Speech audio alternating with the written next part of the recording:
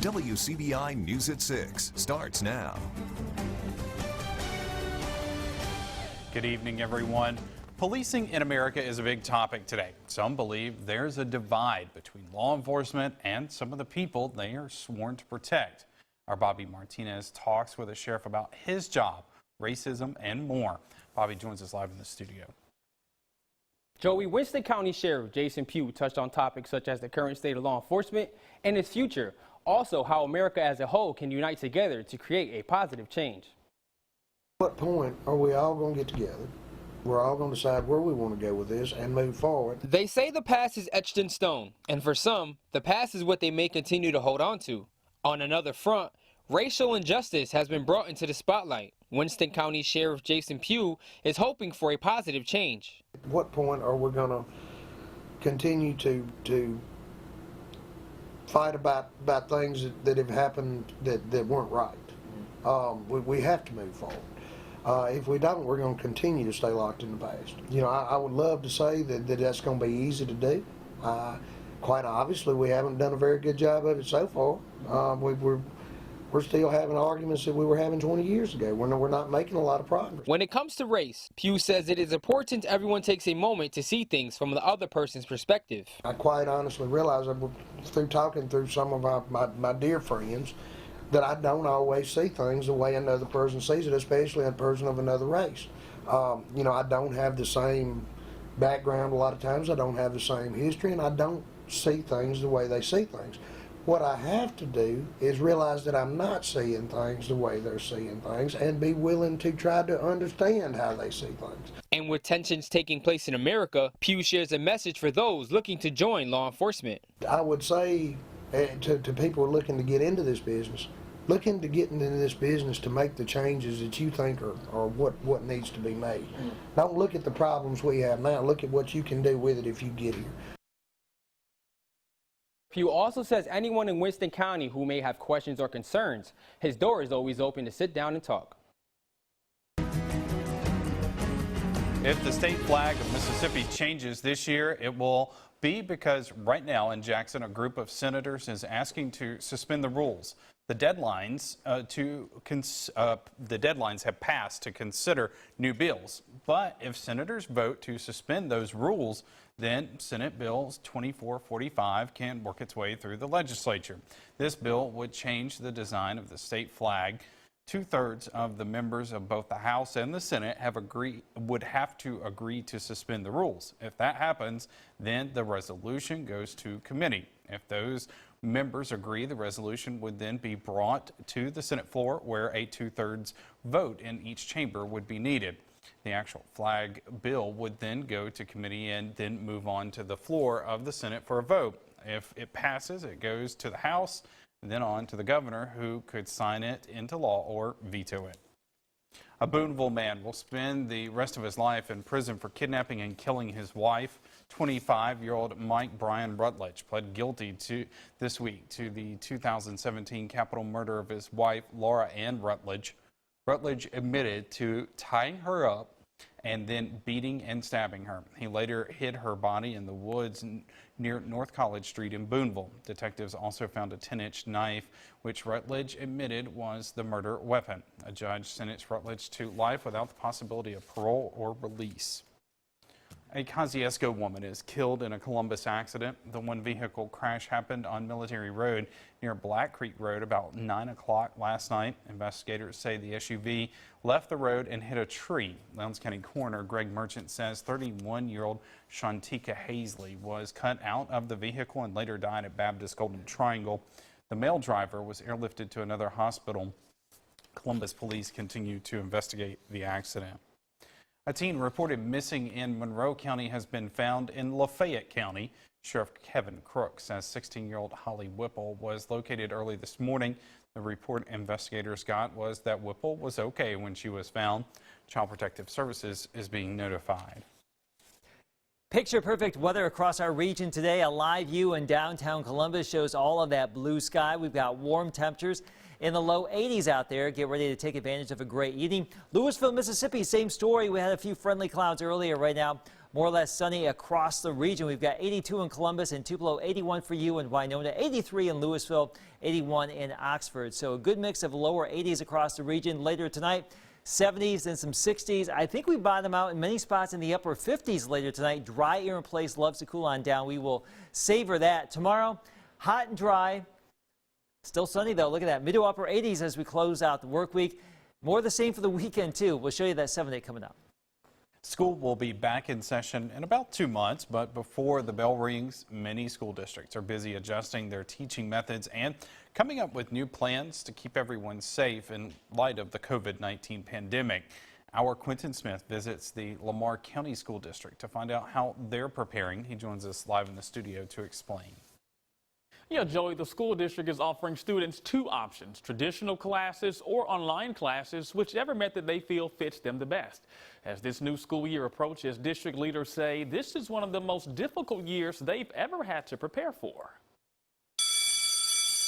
When students in Lamar County, Alabama return to class in August, they'll have the option to either return to campus or do virtual learning. When we come back in the fall, we will be aggressive in what we need to do as far as teaching. For students in the traditional setting, Superintendent VANCE HERRON says the class sizes will be about the same as they were in the past.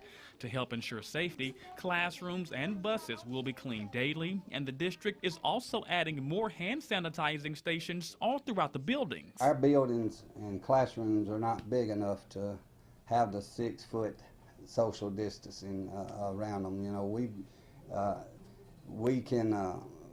we're not going to require, but you know, if students want to wear a mask, by all means they can do so. But for those not comfortable returning to school, they don't have to, thanks to a new virtual option. However, each student must be responsible for having internet access and the devices needed for online learning. What will happen is the teacher will load assignments on that virtual site, and that student will go in and work those assignments and then send it back to the teacher for them to grade their work. Right now, the district is sending out surveys to see which options students prefer. Well, I always encourage the traditional route because you get that in-person instruction taking place. To help with this transition, educators are also relying on the parents to teach their child safe and healthy habits at home. You know, if your child's running fever and you're coming back to traditional setting, you know, don't send them to school if they're running fever. Really work on this summer of teaching them proper etiquette and washing hands and coughing into their elbow, to the pits, you know, and you know, sneezing covered.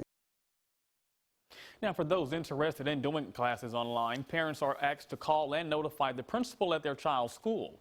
Herron will meet with the State Department of Education later this month, where he's expected to receive more information on how to move forward with their plan.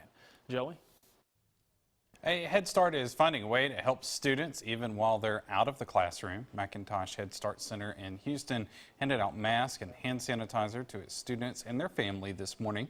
Parents did not have to get out of their cars to receive the goodie bags. Educators believe this is also a way to reach out to the kids while they are not able to see them every day. During this time of COVID-19, that we keep awareness at the forefront with our parents, to just reach them, to make sure things are going well with them during this time during COVID-19. The Head Start is operated by Mississippi Action for Progress. Free drive-through testing for COVID-19 brought more than 100 people to the Family Resource Center in Tupelo today. FRC teamed up with Access Family Health Services to offer the tests. Crowds started early, and by 2 p.m., over 100 people had been tested. Those who have COVID-19 symptoms need to quarantine until they get their test results. They do, if there's posing symptoms, they do need to quarantine. The tests are normally back in 1 to 7 days, and our nurses will call and give them their results. People were asked to pre-register for the test, but that wasn't necessary to receive one. The coronavirus has officially put the brakes on the Amory Railroad Festival this year. The festival's committee voted today to cancel the event. In March, organizers postponed it due to COVID-19 concerns. The annual three-day event honors the importance of the railroad in Amory. The event normally brings in about 50,000 people to the city. Organizers hope to soon announce the dates for next year's festival. If your stars and stripes have seen their last gleaming, we have information on how you can give them a proper farewell. Your WCBI First Alert AccuWeather forecast with Chief Meteorologist Keith Gibson. It was a beautiful day across North Mississippi and West Alabama. Lots of sunshine. Here's our Tupelo time lapse from today. Some of those friendly clouds. There's the flag we were talking about. Downtown Tupelo whipping in the breeze. We had northerly winds today gusting at times over 20 miles per hour. Currently at 11 miles per hour in downtown Tupelo. It's going to be a great evening there and everywhere else. Let's go up north just a little bit. Prentiss County for tomorrow, 85 in Booneville, 87 Baldwin, 86 over there in the Marietta community. It is looking fantastic as we close out the work week. Just keep in mind the sun very powerful this time of year. Use extra protection, sunscreen, lightweight, light-colored clothing, and just douse yourself with that sunscreen spray or the lotion. You will need it. If you're heading out to the area lakes tomorrow, mid to upper 80s. We mentioned the breeze today. Tomorrow, likely 10 to 22, so a bit of a chop out there. No rain, nearly 100% sunshine. Speaking of the rain, though, it's been a very wet year. The surplus in Columbus, Tupelo, and Starkville, tremendous. Starkville over 20 inches above average for the year. But for the next week, we are forecasting absolutely no rain, so we will start to dry things out. The drought monitor came out today. Folks down across the southern part of the Mississippi and Alabama region need to see some rain. They got a lot of rain earlier this week. We've had a lot of rain too, but no drought issues because of all of our wet weather we've had so far this year. Across the lower 48 right now, pretty quiet. There are some showers and storms back across the southwest, the northwest, and far eastern parts of the country, but around here we have a lot of sunshine. Dry air in place. Many of us will get down into the upper 50s tonight for lows. Some of you may not get that cool, but let's just say it's going to be a great evening of weather. For tomorrow, here's our city-by-city forecast. For you in Columbus, 87. Same story in Ackerman, Louisville, not too bad. Across West Alabama, 87, 86, 85 degrees, more or less the same story here as well. And up north, upper 80s to mid 80s across northeastern Mississippi. Winds from the northeast still at about 10 to 20. Nice in Mississippi and Alabama tomorrow, mid to upper 80s, if not around 90 degrees. You may be going down to the Gulf Coast this weekend and Gulf Shores, 89 Saturday and Sunday. It's looking like a pretty warm stretch of weather as we get into the weekend. High pressure building on in, and that will keep that northerly flow going for our Friday and perhaps for a good chunk of the weekend too, and that will just keep reinforcing this drier air. You see on Futurecast a slight chance for a shower here as we get into Sunday. We're keeping that out of the forecast. That's just an outlier at this point. So right now, plan on more sun than anything else. Mid to upper 80s for tomorrow, and then upper 80s to low 90s through the weekend into next week. Pretty decent at night too, at least for the next couple of days. Not too bad for the next 7. All right, thanks, Keith. The MLB called up a pair of Bulldogs in the first round. More on the Diamond Dogs pair headed to the majors next in sports. WCBI Sports with Courtney Robb is brought to you by your local Ford dealers. Go further. Night one of the MLB draft proved to be a good one for Mississippi State. The Diamond Dogs saw 2 of their own come off the board in the first round. Second baseman Justin Foscue and shortstop Jordan Westberg. Foscue picked up by the Texas Rangers as the 14th overall, and Westberg selected by the Boston Orioles as the 30th overall. Westberg and Foscue had their seasons cut short due to the coronavirus outbreak. However, both wishing to have played more for State, the majors are simply just the next best move. It's a bummer. You know, I would be lying if I said it wasn't a disappointment, but at the same time, this is just the next step. I know that me and Foscue were both super excited to hear our names called last night, and you know, after exchanging words, and I'm sure I'm going to get a call from him later today. You know, it's a shame that we couldn't see that season play out and see what would have happened. I'm sure it would have been special, but at the same time, this has been our dream since we were little kids. So it's been awesome to you know, experience this, and I can't wait for the next step. Man, I miss it, that's for sure. I kind of treated this as a second off season, you could say. I know a lot of people are saying that. But I miss playing baseball, man. I really hope we would have gone to Omaha 3 straight years and made history. So that's definitely disappointing. But I'm definitely excited to start this next chapter of my baseball career. Another sort of first-round draft pickup for Mississippi State. State signee Austin Hendrick won't be making his way to Duty Noble Field in 2021. The outfielder out of high school went as the 12th overall pick to the Cincinnati Reds in round 1 on Wednesday. The latest in the draft for MSU, though, J.T. Ginn, the pitcher, sophomore, selected as the 52nd overall pick to the New York Mets, so joining former Bulldog Jake Mangum. In 2019, Ginn was drafted by the LA Dodgers. However, a few more still available to go. A couple out of high school will be available for Mississippi State infielder Blaze Jordan and pitcher Jackson Fristow. Big news for Division I baseball. The NCAA Division I Committee for Legislative Relief is providing Division I ball with relief for the 2020-2021 school year. Now, Division I teams won't have to worry about a 35-man roster cap. There's no longer a limitation. The annual counter has also increased from 27 to 32, and the 35% scholarship minimum will be eliminated. NASCAR is getting ready to bring back fans. However, NASCAR has also made the decision to begin race days without the Confederate flag. I talked with NASCAR driver and Mississippi native Tommy Joe Martins about the recent change. He says this is a change that's been a long time coming. The thing that I realized is, regardless of how you feel about it, when somebody notices that flag, it generally gives them a certain feeling, and it's not always a good one. And regardless what it means to you, it means something else to somebody else. And first impressions matter here.